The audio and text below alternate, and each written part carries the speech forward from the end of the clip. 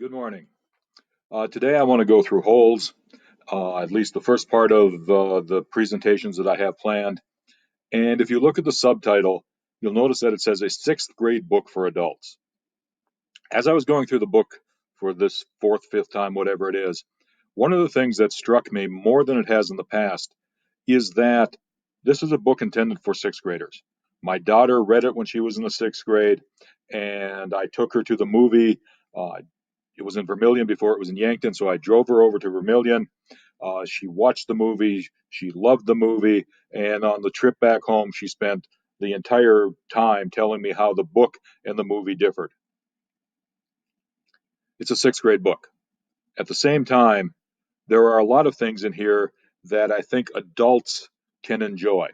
And whether it's in the literary sense of this reminds me of Greek mythology, whether it's in the sense of looking back at childhood and going, yeah, that was kind of right, or I don't recall it that way, or some of the observations made about adulthood or childhood seem to fit an adult sensibility more than a sixth grade sensibility. And so it strikes me that this book does a pretty good job of spanning the audience. Perhaps it was designed, perhaps that's why it's taught so often. You know, the sixth grade teachers get to have a little break from the sixth graders as they're going through the book.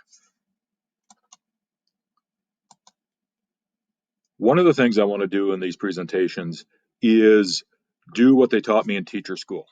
And one of the things they taught me in teacher school was to try to reference prior learning, to review some of the things we've talked about before, and to apply them to this new situation. In other words, some of the things we talked about in A Long Way Gone, or some of the things we talked about in Paper Towns, or some of the things I talked about in the introductory lectures, I try to apply them to Holes, and then to use those as a springboard into the books we're going to be talking about in the future. One of the things I talked about is that an adolescent lit novel should be written for a teen audience, and it should be written in a teen voice. I think it's very, very clear from the vocabulary and the happy ending and the attitude that uh, the book takes towards bullying, for example, that this is certainly written for a teen audience. Sometimes I wonder about the teen voice, however. For example, the quotation that's on the screen right now, I don't think very many teens consider the fact that their concept of time is perhaps skewed to an adult, and that their concept of what's a long time, in other words, a week from Tuesday, um, might not be seem like a long time to adults. Okay, we just went through the 9/11 anniversary. The 9/11 anniversary doesn't seem that long ago to me, even though it probably occurred before some of you were born. And when I can have a memory of being homesick on the day John Kennedy was assassinated, I think my concept of time is far different than yours, and your concept of time is probably far different than a sixth grader. We've all developed a sense of patience as we grow older. And this is one of the examples I was talking about where perhaps it's more of an adult voice than it is a teen voice. There's still a lot of teen voice work in here. I think it's certainly an adolescent lit classic, but I do think there are times when it skips into adult mode.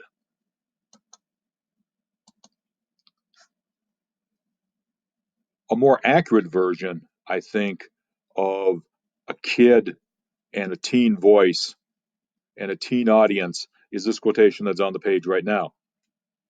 On this quotation, the idea that he's dreaming about getting even with the bully, even though he's a long way from the bully, even though he is in a worse spot possibly than he was before, the idea of having somebody else feel pain and that person feeling pain because you hate them and they hurt you, and that idea that they can feel pain making somebody feel better, I think is a perfect sixth grade thing, at least as far as I remember being in the sixth grade. And I've got a lot of gray hair, so that memory is often awful fuzzy. I think it's something that in the classroom I'm going to want to ask about, and it might be something to pick up on the one question, one comment section that we'll be starting the next class period with. This one I think is even more accurate. If he didn't talk about it, maybe it would go away. Again, having teenage children in the house, um, my memories of being a teenager, the idea that avoidance is a great strategy was something I think was certainly a teenage thing. And even as a teenager, I think I understood it wasn't the smartest move in the world, but it was the move I was going to make. If I can avoid it, maybe it'll go away. And this one, I think, is a prime example that it's true across the spectrum. The adults see people doing that. I think teenagers see people doing that, even as they're doing it to themselves. And again, this is a discussion I'd like to get younger voices on, your voices on, to see if this is actually an accurate representation of a teen voice and what a teen audience would think of it, even though some of you have perhaps stepped a year or two beyond the teenage years. I didn't spend a lot of time talking about names and paper towns, although I think I should have spent a little more time with the idea of Margot Roth Spiegelman and the fact that we used all three names throughout a big chunk of the novel and what that meant. Or the idea that somebody was called Radar even though he no longer looked like the character, and what the idea of that naming convention meant. We did, however, talk about names and the importance of names through A Long Way Gone, and I want to build on that in this next section. First of all, I think the names here provide a bit of humor. The palindrome Stanley Yelnats, the idea of the last name Yelnats, it strikes me that sixth graders would find that hilarious. Sixth graders are not known for their complex sense of humor. My wife is teaching in middle school right now. She often comes home groaning at their jokes because most of the time they're worse than the dad jokes. The second thing I think that's important here is to take a look at Mr. Sir. The idea that it's Mr. Sir, and the idea that he's something of a bully, and the idea that it's two titles, it's Mr. and it's Sir. And perhaps in their minds they're giggling about, why isn't it Mr. Mister? Or why isn't it Sir Sir? Or why isn't Mr. Sir Sir? I think, again, the humor is something that sixth graders would love, because their sophistication is not that deep. At least that's what my wife tells me. Mr. Pendanski. From the first time I heard the name, from the first time I read this novel, it struck me that Pedanski and pedantic have something in common. Now, perhaps it's just my weird desire to make connections when there aren't any, but they sound very close to the same. And the name pedantic, being overly concerned with small details, intending to show off knowledge, intending to kind of have some cliches, reveal his character. The same thing with Mr. Sir. He's an adult bully, demanding to be called Mr. Sir, indicates that he's a bully. It confirms the character quality even before we see the actions. Or if it doesn't confirm the character quality, it at least hints at the character quality before we see those actions. So it acts as a form of characterization. And many times in novels, names will at least hint at the character. More importantly, I think if one runs through the names, they provide a sense of agency. Mr. Pedanski wants to call them Theodore and wants to call them their given names. He wants to use names as a form of control. They, by taking the names Armpit or Magnet or X-ray or Zigzag, I mean, there's some irony there. There's some humor. X-ray can't see, for example. Um,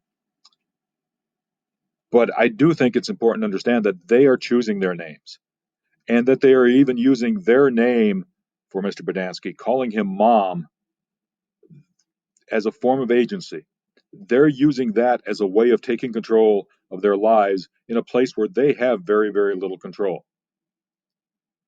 And I think seeing names as a form of agency is an important part of this novel. Seeing how kids take some bit of control from situations where A, they have none in the novel, and B, as readers, they feel as if they have none.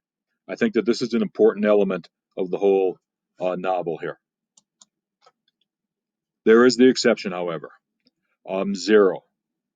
And I think when you look at Zero, Mr. Podansky calls him Zero as opposed to Hector. He makes a joke about Zero. He insults Zero's intelligence. And because Podansky does it, because everybody does it, you'll notice that Zero in some ways is dehumanized. We've talked before about, the from Paper Towns, the idea of we either see people as gods or we demonize them as beasts. Notice here that Squid, who gets to choose his name and therefore has agency, gets to insult Zero by asking if he's a mole or a worm, moving him out of the human category, out of the mammal category for that matter, into a category that's not human, treating him as an animal. And Squid, although he chose the name of an animal, doesn't necessarily fit that because he got to choose it. Zero never did.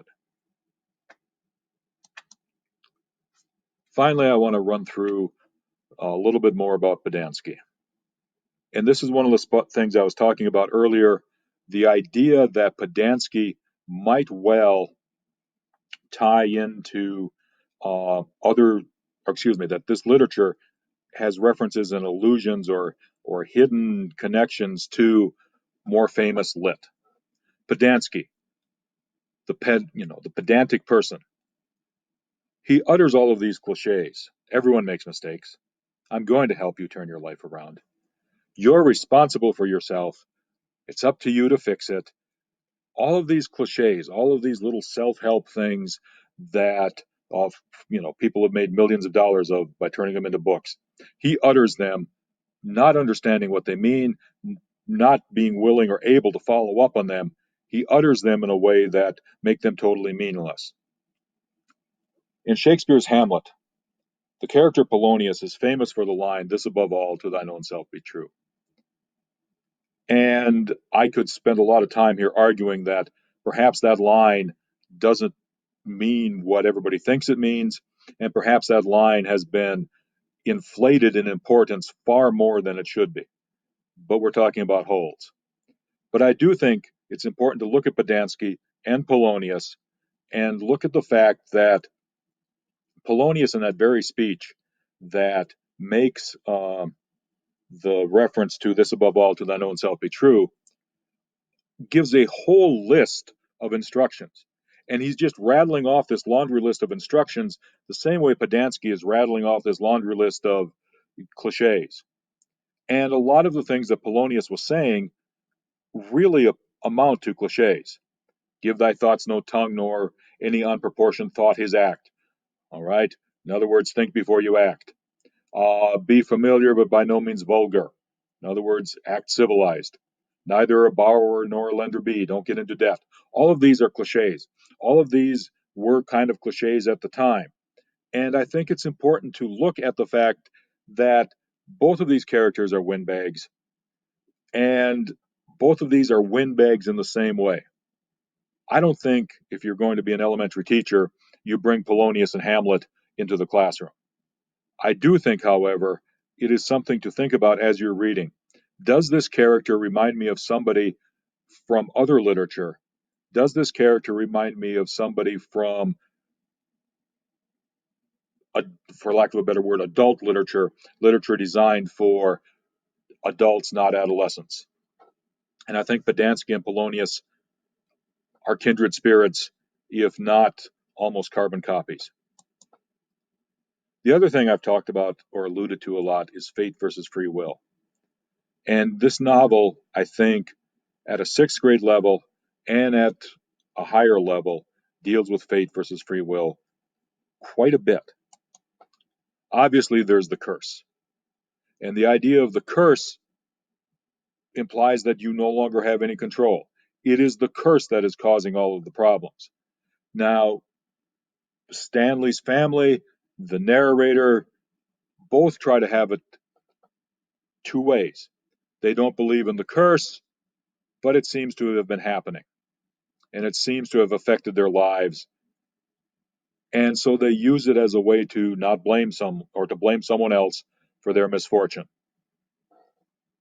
At the same time, there's this whole idea of luck. Now, as I was getting ready for this presentation and the idea of luck, I had to go back to my youth. I had to go back to Hee Haw, a show that those of you in the classroom on campus have probably never heard of. And I think it's important to take a look at the four guys sitting there, because after whatever they were going to talk about, they would sing a song that began gloom, despair, and agony on me, and would go through, if it weren't for bad luck, I'd have no luck at all. That, in a lot of ways, was Stanley's father. He had a lot of perseverance, he had a lot of intelligence, he just never had any luck. One can argue that his perseverance was misplaced, and that his intelligence was misplaced, and that he probably shouldn't have spent so much time working on a way to cure foot odor and used his intellect in some other manner, curing cancer perhaps. But he never had any luck. And anything that lets me relive Hee Haw makes it a good day. The "you're responsible" thing. Nobody's going to argue that Stanley shouldn't be responsible. Nobody's going to argue that any teenager shouldn't be responsible. But I think it's important to understand that it came from Bodansky, so people are going to tend to overlook it. And B, the shoes did fall out of the sky. There was this element of luck. And so even the idea that he's supposed to take responsibility is kind of questioned, because it comes from Bodansky, and we as readers know that Stanley was not lying. The shoes fell from the sky. He was not responsible for having the shoes, and yet he pays the consequences for having the shoes. And then there's the wrong place, wrong time statement that runs through the book several times. I've referenced two of them, pages 8 and page 85. And the idea of being in the wrong place at the wrong time. Once again, Stanley didn't take the seeds. Stanley didn't eat any seeds. But the fact of the matter is, he's going to be blamed for it because he's at the wrong place at the wrong time. All of those, I think, tie into the sixth grade notion that I don't have any control, that other people are controlling my life, but I ought to have control of my life. And that ties back to the names and the agency. The idea that they can claim some agency, they can claim some control, because they can claim their names, and they can claim their identity by claiming their names. And so it's not just fate versus free will, as in, here's all these references where fate and free will are being questioned or called into conflict. The idea here is that because they don't have as much control as they think they ought to, it's important for them to take control when they have the opportunity to do so. And the novel, I think, sets that up through the names, through all of these concepts like the curse and being in the wrong place at the wrong time. And when we get to the end of the novel, and when we get to Stanley taking actions that force him to be, that he has to account for, that force him to be accountable for those actions, and we see him making choices on his own and making the right choices, you start getting to understand that perhaps he had more free will than he thought. Perhaps he had more control over his life than he thought. We'll get to those as we keep going through the novel. And if I don't get to him in these presentations, please ask about him in class. I'm not going to keep going with Philosophy Without a License today. I'll pick that up for the next presentation. You guys are forewarned that that's what's going to happen in the next class period. I hope to make it not too onerous for you. Remember to get the daily writing done, and I hope everybody has a really, really good day.